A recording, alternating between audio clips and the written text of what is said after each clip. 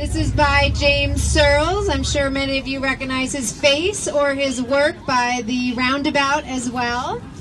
Many of you know James just from being in the Valley for so long, and like many Valley residents, James is originally from Texas, and he moved up onto the hill over there in 1997.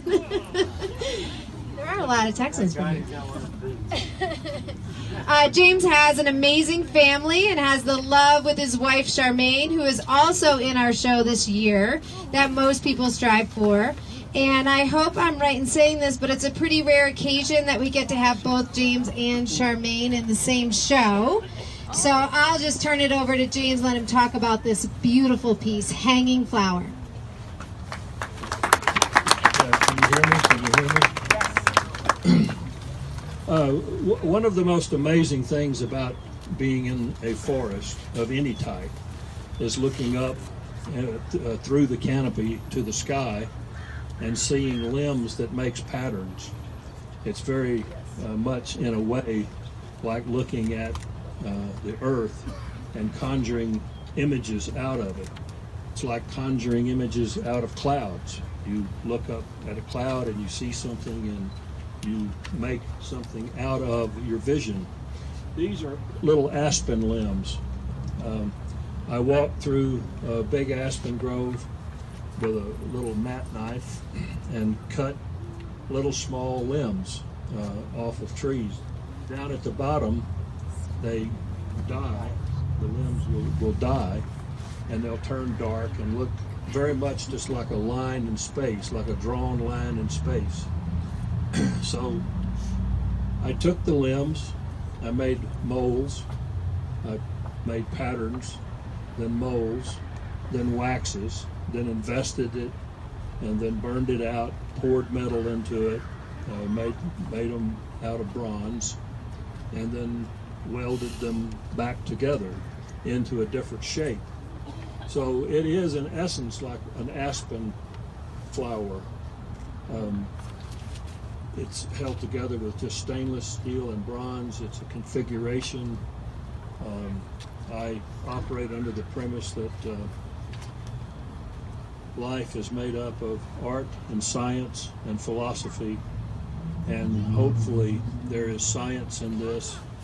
Hopefully there's a lot of creativeness in it, and hopefully there is some philosophic message in there somewhere.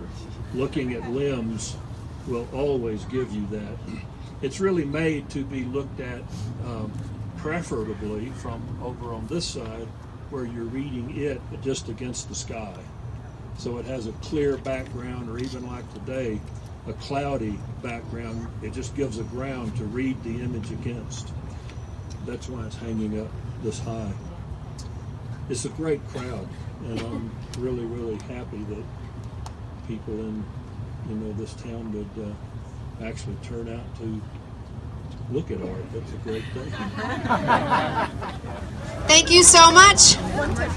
Okay, this is called Open Book. This is Charmaine Locke. She too lives in Carbondale up in Missouri Heights. And one of the most amazing things about Charmaine, the artist, is the amount of different mediums that you use in your works. And when I went up to the studio, James and Charmaine's studio, she had so many different types of materials, from wood to leather to burlap to drawings. It was very impressive. And she consistently, like in this amazing piece we're able to have here, portrays the female essence, and that's where she comes from. So I'll let her talk about this piece a little bit. Open Book. Thank you. Good to see everybody here tonight. And I'm looking at a lot of faces of people that laid the groundwork in Carbondale for Carbondale to become a creative district. And I'm so proud to be able to kind of follow in their footsteps and have this opportunity to show my work downtown on the main corridor for people to see and give me some feedback. So Open Book, as it says on the plaque, is very welcoming. Open arms insinuate a welcoming stance. Her hands are holding symbols, universal symbols of giving, nourishment for our ideas of mind, body, and spirit. The fish, the bowl, are for the body, of course. The lotus, the ring are eternal symbols of energy, female essence. The egg is eternal energy, returning and rebirth, recreation. And the open book, of course, is food for the mind, nourishment for the mind.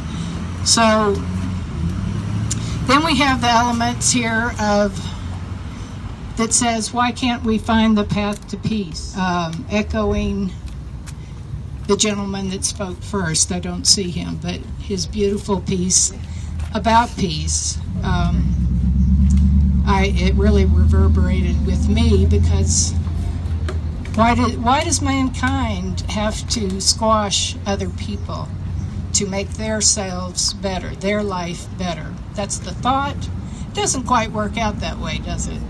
So this saying is in French, in Spanish, in Vietnamese, and Chinese as well. And I had friends who helped me translate and write the calligraphy for those languages. I'm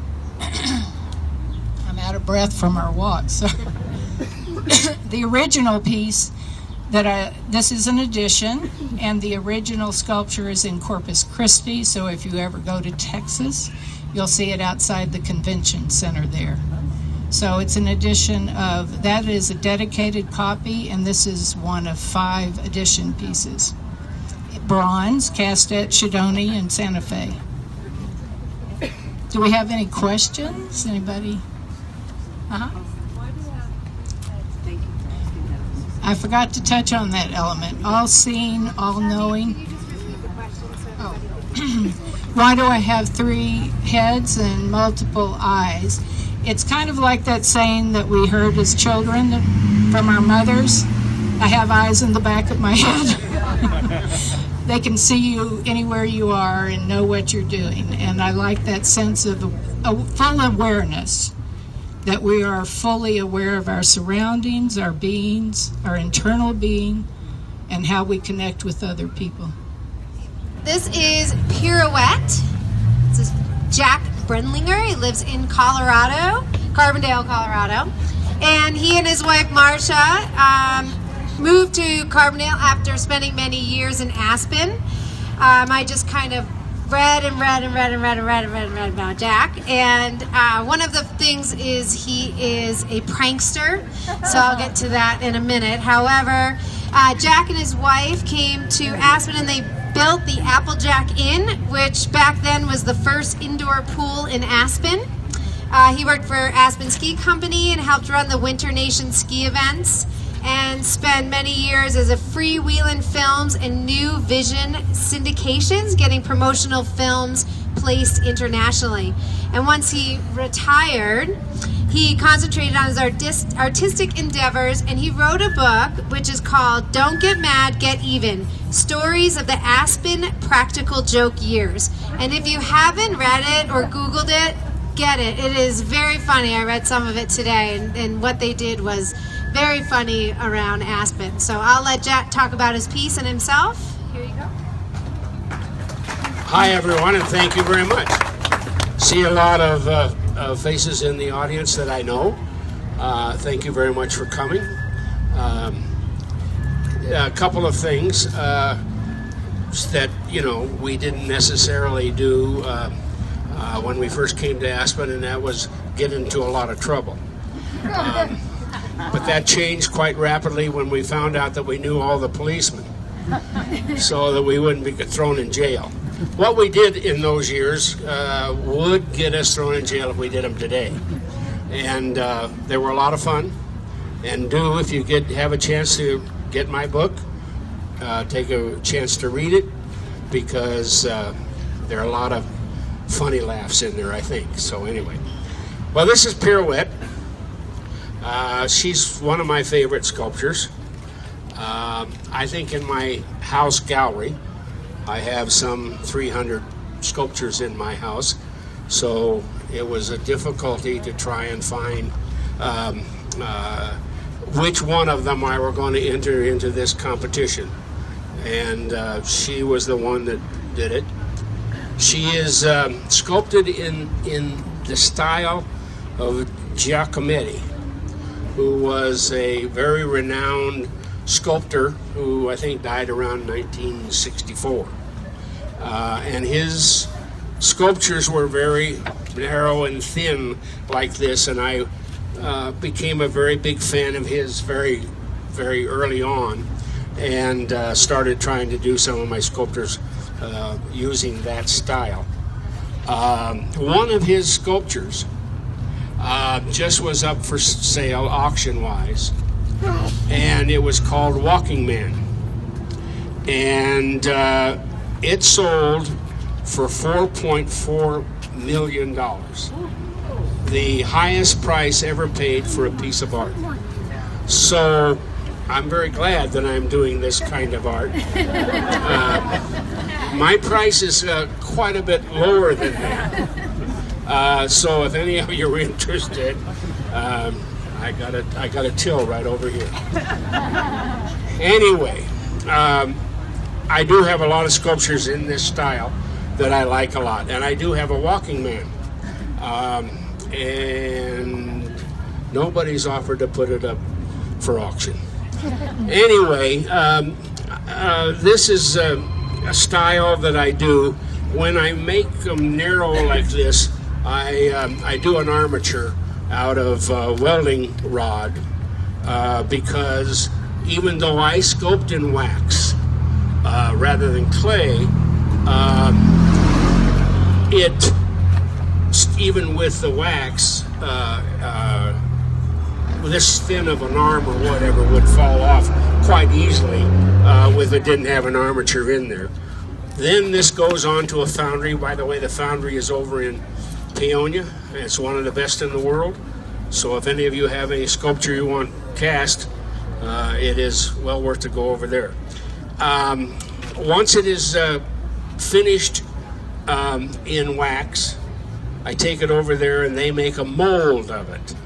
And then I have that mold so I could make several copies of it if I wanted to. So most of my pieces of art, I have a number on that this would be the maximum number I would sell. So it's like 1 of 1, 1 of 4, 1 of 5, whatever. Then they cast it into metal, which is quite a process. If you've never seen it, it's quite something that they do.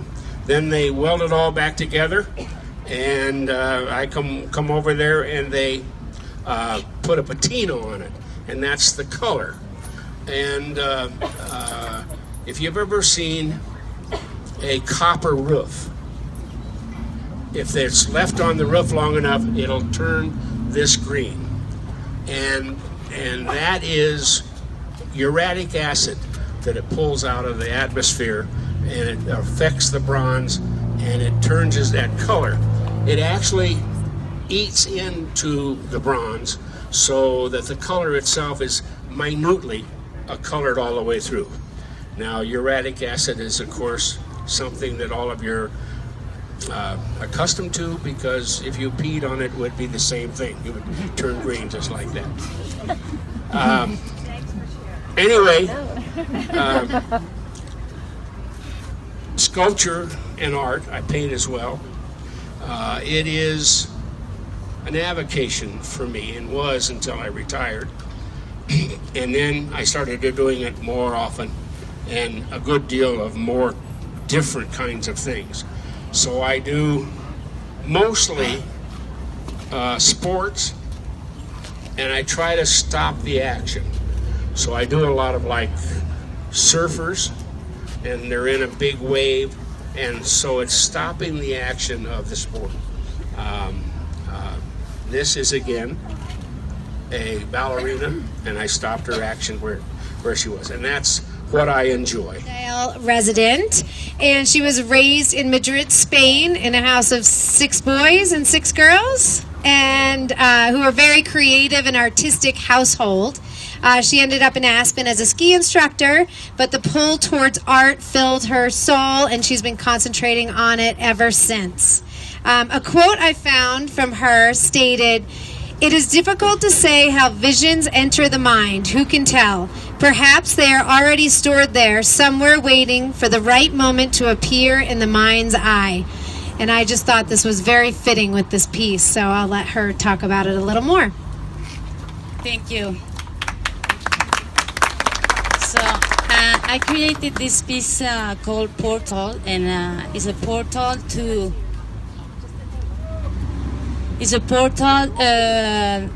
the unknown, and the unknown can be a trip to somewhere, or can be a stellar portal. If you know what a stellar portal is somewhere that you open, and is open in your mind to go somewhere and learn and fill your bag of creativity or life with new things. So I created first in clay. I did a series of pieces in clay, and then I I transferred into a pattern in wood, and I from the wood I created the piece in steel welding, and I rusted. So I don't know. And the good thing of it is like this piece with the void. I created the piece which besides. I didn't think about putting this piece, but they had two stands, and I thought immediately, okay, that's a good opportunity to show what I'm thinking about, what I'm studying, and see how the void can create a piece the inverse way. So I created from the void of portal, I created the piece beside that is a solid. If you see it in the middle, you can see the inverse figure. And this piece is good to walk around, not looking from one side only. It's good to be walking around and seeing different angles and see how it works. So I invite you to go around and look at how you can open or close the door. You can have this piece on the ground, but you can have it open, or you can close it and see different pieces in one. If you know what I mean. My translator is not here, so I can I don't know if between my accent or yes. When you first made it, was it made together and then you cut it apart? Yeah, it's a block. Okay. When I made it in clay, it was a block of clay, and I cut it in two. Okay. Then from there, I went to do a form. Okay.